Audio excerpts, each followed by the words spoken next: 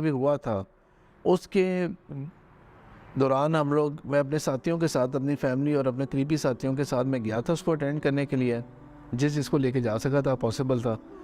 और उसके बाद वो अटेंड करने के बाद ये मेरा भी फ़र्स्ट लाइव सुनने का मौका मुझे मिला था नवाज़ अली ख़ान को, पहली दफ़ा देखा था लाइव। और उस सारे इवेंट के बाद, सारा अटेंड करने के बाद जब वापस जा रहे थे हम लोग, तो ज़ाहिर बात है दूर था, रास्ता लंबा था। उस दौरान डिस्कशन हो रही थी, हाँ जी कैसा रहा, कैसा सबका फ़ीडबैक है। तो हर एक ने बहुत अच्छा फ़ीडबैक दिया, बहुत मज़ा आया, बहुत फ़नी था, बहुत रिलेटिव था, बहुत ज़्यादा उन्होंने अच्छे तरीके से इस आयत को दूसरी आयत के साथ रिलेट किया था, बहुत उन्होंने इंगेज रखा था, बहुत कम टाइम हमें लगा, पता भी नहीं लगा टाइम इतनी जल्दी गुजर गया, ऑल दोज गुड स्टफ। उसके बाद क्या हुआ कि मैंने उन सबसे एक सवाल ये पूछा ये वाला कि इंग्लिश के दो वर्ड्स होते हैं, एक होता है इम्प्रेस होना और एक होता है इंस्पायर होना। क्या मतलब है इन दोनों का, क्या फ़र्क है इन दोनों में, इम्प्रेस होना और इंस्पायर होना। तो जो जवाब दिया था वो बिल्कुल 100% ठीक जवाब दिया था कि इम्प्रेस जो है ना वो शायद होता है कि आप किसी से मुतासर तो हुए, लेकिन वो मुतासर होना जो था ना वो एक वक्ती जज्बा था, थोड़ी देर के लिए आप इम्प्रेस हुए थे उससे, आपको बहुत मज़ा आया, उसका इम्पैक्ट हुआ आपके ऊपर, और उसके बाद वो कुछ टाइम के बाद जाके ना वो जब अपने वैल्यू छोड़ देगा ना तो वो सिर्फ एक अच्छी मेमोरी के तौर पे रह जाएगा, अदरवाइज़ उसका आपकी लाइफ में कोई और रोल नहीं रहा।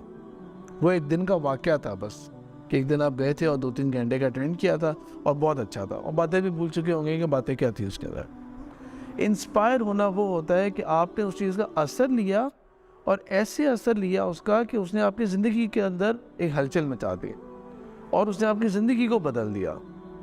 और इसमें स्पीकर का कसूर नहीं है, इसमें आपका कसूर है कि आप इम्प्रेशन को इंस्पिरेशन में क्यों नहीं चेंज कर सके।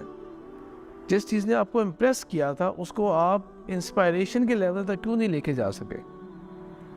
इम्प्रेस करना भी बड़ी बात है आजकल के दौर में, तो को आप कह दें कि यार वाकई बात तो बहुत इम्प्रेस हुआ उससे। अब ये जो इम्प्रेशन लिया ना आपने उससे, इसको इंस्पिरेशन के लेवल पे लेके जाना ये आपका काम है।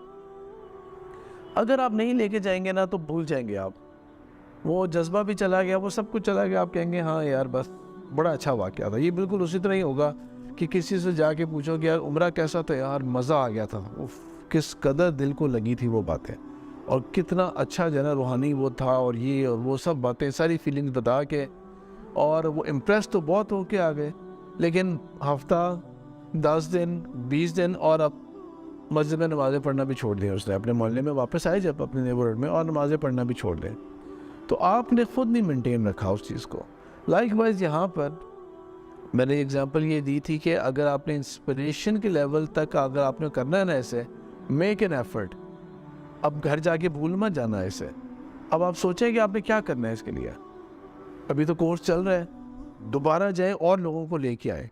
ये मेरी एफ़र्ट थी कि मैं आप लोगों को लेके गया हूँ, आप लोगों की एक एफ़र्ट होनी चाहिए कि अब आप किसी और को लेके जाएं, अपने साथ लेके जाएं आप। और ये कि अगर आपको इंस्पिरेशन हुआ ना इतना अच्छा, तो इंस्पिरेशन उसकी ये होगी कि आप जो है ना उनकी बातों को इस तरह याद रखें और उनकी वीडियोज़ और टॉक को अब इस तरह सुनना शुरू करें कि वो लाइफ चेंजिंग मोमेंट्स हो जाए वाले। वरना वो बातें जो है ना वो दोबारा कभी रिपीट होंगे ना ज़िंदगी में, आपको दोबारा इम्प्रेस नहीं करेंगी वो बातें, दोबारा सिर्फ आपको वो कनेक्ट करेंगे, हाँ हाँ ये बात मैंने पहले भी सुनी हुई है, बिल्कुल बिल्कुल ये बात मैंने पहले भी सुनी हुई है, उन्होंने ये बात की थी। दोबारा वो इम्प्रेस नहीं करेगी बात। इंस्पायर होना जो है किसी से, वो आपका अपना काम होता है करने वाला। तो अल्लाह ताला इस चीज़ की तौफीक दे मुझे, आपको, हम सबको, कि जब भी कोई ज़िंदगी में कोई अच्छा वाक़या, कोई अच्छी मोमेंट आती है ना, तो हम उसको मोमेंट को ना हम लोग डाइट डाउन ना होने दें, हम उस मोमेंट को लेके और जज्बा भर के उसको अपने ज़िंदगी का एक हिस्सा बना सकें। वो मेरी लाइफ चेंज हो गई मेरी अब उसकी वजह से, और अब जो चेंज था, जो खैर की तरफ का रास्ता था, उसके ऊपर मैं अब चल रहा हूँ और इंशाल्लाह आगे भी चलता रहूँगा।